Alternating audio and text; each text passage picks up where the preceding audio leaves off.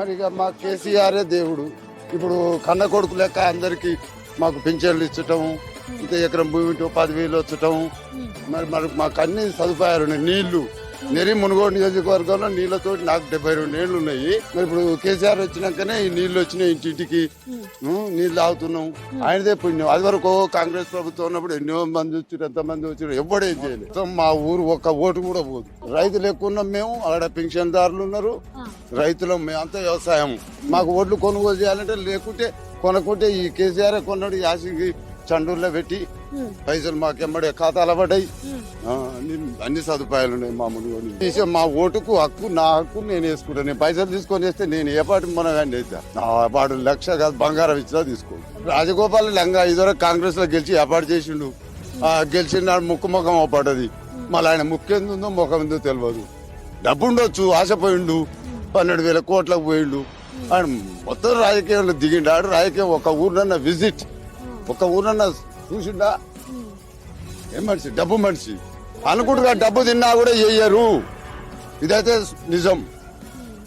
డబ్బు తీసుకున్నా కూడా తీసుకుంటారు కానీ ఏ ఓటు అయితే వేయరు, ఇదైతే నిజం పక్కా. గోవర్ధన్ రెడ్డి పోయిండు, ఇక ముక్కు తెలియదు, ముఖం తెలియదు.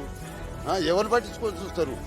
ఏం చేసినా కేసీఆరే రావాలి, మళ్ళీ కేసీఆరే ఉండాలి. కానీ ఆయన పై దాకా పోతాడు, పోవాలి, ప్రధానమంత్రి కావాలి. ఆయన చూస్తట్టున్నాడు కానీ ఆయన తెలంగాణ అన్నప్పుడు ఈ బక్కలోడు అన్నారు, ఎంతో మంది తిట్టిరు. అన్ని సాధించినోడు గట్టివాడు ఆయన ఒక్కడే. ఇంకా సాధించగలుగుతాడు ఆయన. అని అనుకున్నా ఎన్ని చేస్తాడు. పక్కా నేను చెప్తున్నా కదా. నేను 69లో HSC చదువుకున్నా. 69లో జై తెలంగాణ వచ్చింది, గో ఆంధ్ర అని వచ్చింది, బ్రహ్మానంద రెడ్డి చీఫ్ మినిస్టర్. అప్పుడు నన్ను జైలు కూడా పోయినా.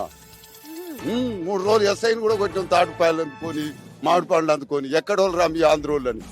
అప్పటి నుంచి నాకు మంత్రిలో ఉంది. దీనికోసం సచ్చిందాకైనా ఈ కేసీఆర్ ఉండాలి, బాగుపడాలి, ఇంకా బాగుపడుతుంది ఆయన.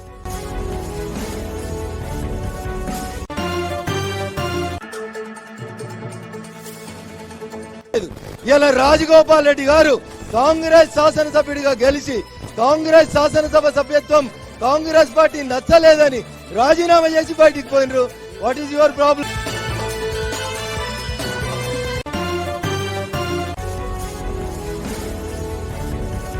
అనే తేడా లేకుండా సర్వమతాలు సౌఖ్యంగా బ్రతకాలను కోరుకుంటున్నది మన రాజ్యాంగం. మన దేశంలో హిందువులు ఉన్నారు, సిక్కులు ఉన్నారు, క్రైస్టియన్లు ఉన్నారు, జైనులు, బౌద్ధులు, పార్సీలు, అనేక మతస్థులు ఉన్నారు. ఈ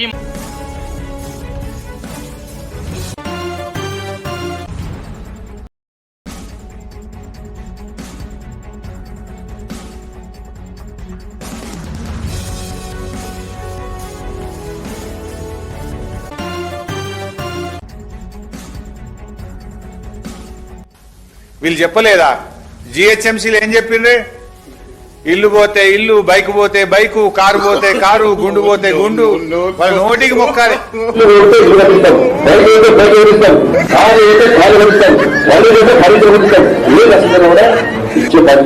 వరదల్లో కొట్టుకుపోయిన బండ్లు, కొట్టుకుపోయిన కార్లు కూడా కొనిస్తామని చెప్పి ఇన్సూరెన్స్ తప్పకుండా ఉంటుంది. ఎన్నికల ముందు కారు పోతే కారు, బండి పోతే బండి అన్నారు. గెలిచినాక ఇన్సూరెన్స్ ఉంది కదా అన్నారు.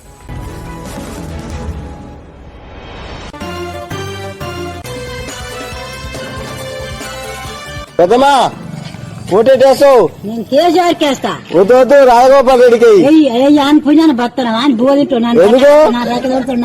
ఆడేమన్నా ఇచ్చిండా? నాకు 5 ఇచ్చిండా, 10 ఇచ్చిండా? ఎక్కడ ముసలి మనం ఈ సస్టిని ఎక్కడ పోయినా కానీ ఇగో కన్ను బాగా చెప్పితోడు కేసీఆర్. గుజ్జుదాన్ని అయి తిరిగిన ఇస్తా ఆ గుజ్జుదాన్ని అయి తిరిగిన ఇగో ఆ పుణ్యం ఇగో ఈ కన్ను వచ్చింది నాకు. కేసీఆర్కే వేస్తా. ఆ కారు గుర్తుపో. ఆ ముసలి చేయబట్టే 2 సార్లు వచ్చింది. అవునా కదా? కేసీఆర్కే వేస్తావా? ఇంత 4-5 తీసుకొచ్చి 10 మంది గుంజుకొచ్చి కేసీఆర్కే వేస్తా. ఎక్కడ ముసలి మనం ఈ సస్టిని ఎక్కడ పోయినా కానీ అదే చెప్పుడు ఆయన పోయి పోతారు కదా. నేను చెప్తున్నా గ్యారెంట్ గా ఆయన రావాలి. కేసీఆర్ చేస్తాడా? మంచిగా ఆయనే వచ్చాకనే అంతేనా? బట్ట ఆయన రాకముందు 60-70 ఏళ్ళ సార్ ఏ పొరగాడు చేయలేదు పట్టుకో. ఆ కారు గుర్తుపో ఆ ముసలి చేయబట్టే 2 సార్లు వచ్చింది, అవునా కదా? చచ్చినోని బతికినోని తాగుతాయి ముట్టాయి వాడికి ఏదేరకముందు చేయలే అట్లా చేస్తుంటారు. ఆయన కాపాడుకోవాలి కదా. కాపాడవాలే మేము చెప్తున్నాం. ఎక్కడి ముసలి మనం ఈ షష్ఠిని ఎక్కడ పోయినా కానీ ఈ బట్టలు కట్టుకున్నాం, భూమి ఉంటున్నాం.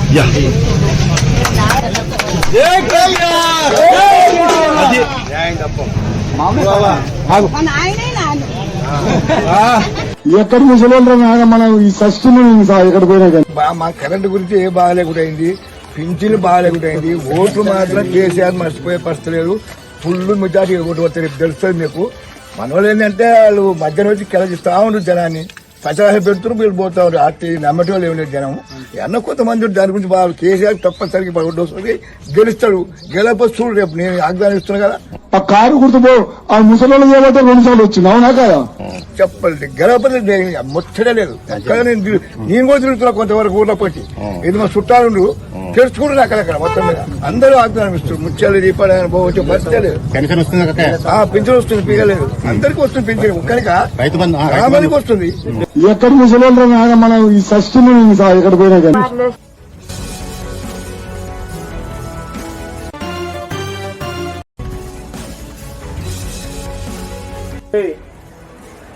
ఈ దేశంలో ఎవరు కూడా ఈ రకంగా అభివృద్ధి చేయనీయకుండా చేయాలని చెప్పి ఒక కుట్రతోని తను చేయలేని మంచి పనికి చేస్తున్నాడు. కాబట్టి కేసీఆర్ కాలంలో కర్ర పెట్టాలి, కేసీఆర్ కింద పడగొట్టాలని చెప్పి ఒక కుట్రతోని ఇవాళ ఇక్కడ ఉప ఎన్నిక తీసుకొచ్చి తన పార్టీని గెలిపించుకోవాలని చెప్పి 18,000 కోట్లతోని ఆ దొంగను కొని 200 కోట్ల రూపాయలు ఇచ్చి ఇవాళ మన మీదికి పంపింది.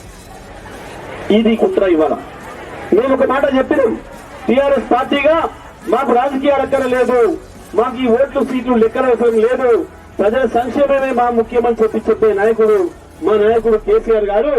అయ్యా మోడీ, నీకు ఒక సీటే అవసరమైతే మాకు మాత్రం నల్లగొండ జిల్లా అభివృద్ధి ముఖ్యం కాబట్టి ఆ రాజగోపాల్ రెడ్డికి ఇచ్చిన 18,000 కోట్లు అవుతున్నాయో గంత సమానమైన 18,000 కోట్ల రూపాయలు మా నల్గొండ జిల్లాకి ఇవ్వు. మా మునుగోడును బాగు చేసుకుంటాం, మా పూర్తి కాకుండా ఉన్న ప్రాజెక్టులు పూర్తి చేసుకుంటాం, మా పూర్తి కాకుండా రోడ్లు పూర్తి చేసుకుంటాం. ఆ సీటు కావాలంటే నీకు వదిలేస్తామని చెప్పినాం. మా ప్రభాకర్ రెడ్డిని ఎన్నికల నుంచే విరమిస్తాం, మీకు కావాలంటే అప్పచెప్తాం, ఆ సీటు మీకు ఫ్రీగా వదిలేస్తాం. 18,000 కోట్లు మా వెనుకబడిన జిల్లా, మా వెనుకబడిన నియోజకవర్గం మునుగోడు ఖర్చు కొరకు ఇవ్వండి. ప్రభుత్వం నుంచి మీరే ఖర్చు పెట్టండి, మాకు వ్యక్తులుగా మాకు ఇవ్వమని అడగటం లేదు. రాజగోపాల్ రెడ్డి లాగా ఈ నల్లగొండ జిల్లాకి ఇవ్వండి అని చెప్పేసి మేము అడుగుతున్నాం. దానికి మేము ఏ త్యాగానికైనా సిద్ధంగా ఉన్నామని చెప్పినాం.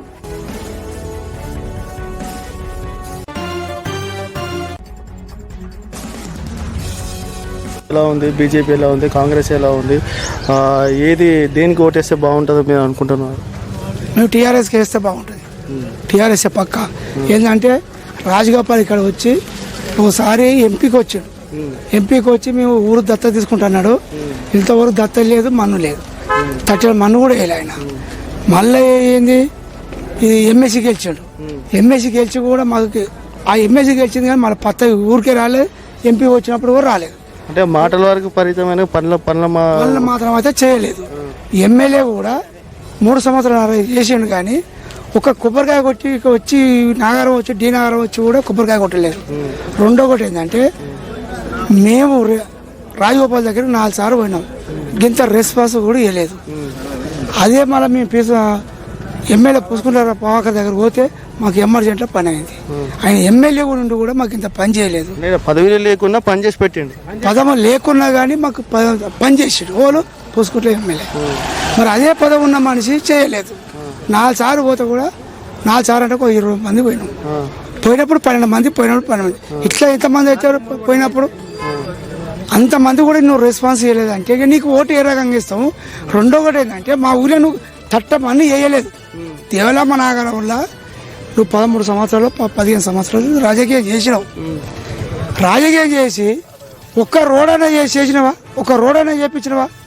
చేయలేదు. ఎందుకు చేయలేదు? నువ్వు ఓటేలే, నేను గెలిపించినవా, గెలిపేయలేదా? ఈ ఊరు నీది కాదు, ఇలా గెలిపేయడానికి మీరు లక్షలు ఖర్చు పెట్టుకుంటారు. ఎందుకు పెడతారు? లక్షల ఖర్చు పెడతారు. ఎవరు? రాజగోపాల్. ఏమైనా నువ్వు భయం ఎందుకు? నువ్వు ఎందుకు రాజాన్ని చేసినావు?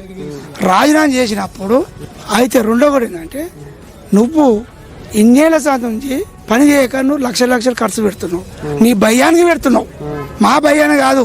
ఇలా పని చేసిన మొగోడు అయితే నువ్వు ఏడను పడ్డానికి ఓట్లు వచ్చు, పని చేయలేను కింద పని చేయాలి. అదే పూసుకుంటే ఎమ్మెల్యే వచ్చి మాకు టాక్ కట్టించిండు, రోడ్డు పోసిండు, కంపెనీ దగ్గర తీసుకుపోయినాం, కంపెనీ దగ్గర తీసుకపోతే రోడ్లు ఒక 15 లక్షలు పెట్టించిండు.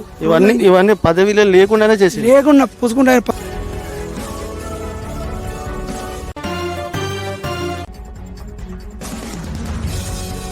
కాబట్టి దయించి ఒకసారి భారతీయ జనతా పార్టీ అభ్యర్థిని నన్ను గెలిపిస్తే కేంద్రంలో ఉన్నటువంటి మంత్రుల్ని, కేంద్ర ప్రభుత్వాన్ని ఒప్పించి వెనుకబడ్డటువంటి దుబ్బాక జిల్లాలో ఉన్న గ్రామీణ ప్రాంతాల్ని మరింత డెవలప్ చేయడానికి అవకాశం ఉంటుందని ప్రజలకు నేను సవినయంగా విజ్ఞప్తి చేస్తున్నాను. నేను కేంద్ర నిధులు తెచ్చి చేస్తా అని చెప్పి నేను నా ఎన్నికల ప్రచారంలో ఎక్కడ చెప్పలేదు.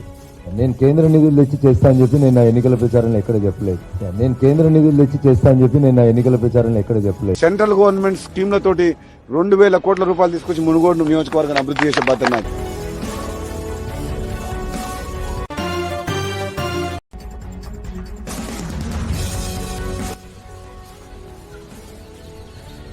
దాదా ఏం చేస్తున్నావు? ఈ పొలంలో కలుపు మొక్కలు ఉన్నాయి, తీసేస్తున్నా పిల్లగా. అవునుగా నేను సోపతి గాలందరూ ఇటు వేరు, నువ్వు ఒక్కని వేస్తాను. ఇలా మీటింగ్ ఉండే తాత, అందరు అటువేర్రు. తాత ఓటు ఎవరికి ఎత్తున్నావు?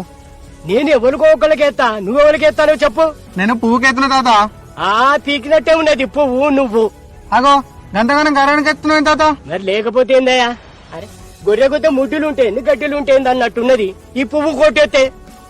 ఒరే ఎర్రినాగన్నా, నేను చెప్పేది మంచిగిను. ఇప్పుడంటే కేసీఆర్ పుణ్యాన సంవత్సరానికి 2 పంటలు తీసుకున్నాం, మంచిగున్నాం. మరి ఒకప్పుడు మా రైతుల బతుకులు ఎట్లుండెనో నీకేమేరక పిల్లగా. కళ్ళు పొడుచుకొని చూసినా కరెంటు కానరాకపోయేది, అగ్గి పెట్టినట్టు కళ్ళ ముందు పొలం ఎండిపోయేది, బోర్ల నుంచి చుక్క నీళ్ల బొట్టు రాకపోయేది. మా రక్త మాంసాల్ని మట్టిలో కలిపి కింద మీద పడి పండిస్తే కొనుటోడు ఉండకపోయేది. అడ్డికి పావుసేరు అమ్ముకుంటే ఆఖరికి నెత్తి మీద మిగిలేది అప్పే. ఈ రైతు లెక్క ఎందుకు పుట్టించినవు భగవంతా అని ఆ దేవుణ్ణి తిట్టని దినవలేదు. అవును తాత, మా పెదాపు అర్ధరాత్రి మోటార్ అయిపోయి పాము కలిసి చచ్చిపోయాడు. అప్పటి రోజులు చాలా ఘోరంగా ఉండే, కానీ ఇప్పుడు కొంచెం మారినట్టే కదా. కొంచెమేంటి పిల్లగా, మా రైతుల తలరాతని కేసీఆర్ మార్చిండు. ఇప్పుడు దినం మొత్తం ఫ్రీగా కరెంట్ ఇస్తుంది. మిషన్ కాకతీయతోనే మన ఊరి చెరువు నింపిండు. నా బోడి ఇప్పుడు రికాము లేకుండా నీళ్లు పోస్తాను.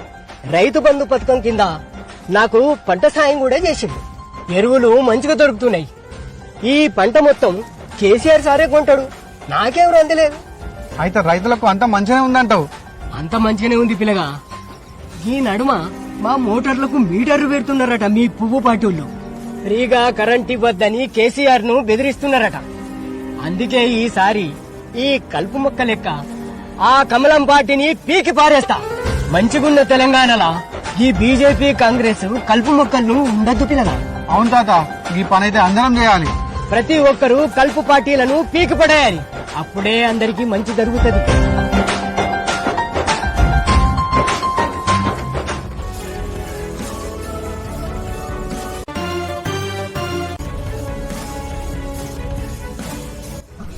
రాజగోపాల్ రెడ్డి ఆయన చేసింది ఏం లేదు బాబు, 3.5 సంవత్సరాలు. ఆయన నాకు శత్రువు కాదు. అయితే రాజగోపాల్ రెడ్డి 3.5 సంవత్సరాలలో ఈ ఊరికి 3.5 సార్లు రాలేదు. గెలిచిండు పోయిండు అంతవరకు పరిమితం. ఇంకోటి సామాన్య మానవునికి తెచ్చుకోవాలి. నాకు అలగుంది 2200 కోట్ల స్కీమ్ అంటే అక్కడ గవర్నమెంట్ వాళ్ళు అది వేరే స్టేట్లో తీసుకుందట. వాళ్ళకైనా ఏదో ఒప్పందాలు తీసుకుందట. అది తీసుకుని వాళ్ళు ఎప్పుడైనా కోమటోళ్ళు కోమటెత్తి మనుషులే. ఇంకోటి అన్న ఒక్కొక్క గురించి డబ్బుల గురించే మారిండు. ఇంకోటి అన్న ఒకటి తమ్ముడు ఒకటి అంటే అది వాళ్ళకి వాల్యూ. నేను ఉన్న విషయం చెప్తున్న వాడు వాళ్ళ విలువ చాలా తగ్గిపోయింది. ఈ పార్టీ బీజేపీలో వేరే చాలా మారిపోయింది, చాలా తగ్గిపోయింది, చాలా తప్పైంది.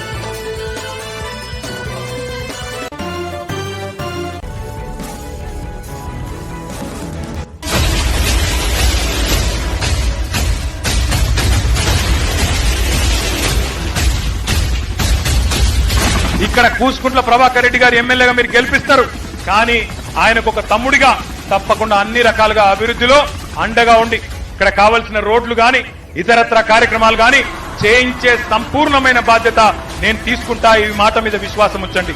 ప్రతి 3 నెలలకు ఒకసారి జెడ్పీటీసీలు, ఎంపీపీలు, మున్సిపల్ చైర్మన్లు, కౌన్సిలర్లు అందరికీ కూడా నేను విజ్ఞప్తి చేస్తా ఉన్నా. మిమ్మల్ని అందరినీ పిలుస్తాం, మీతో కూర్చుంటాం.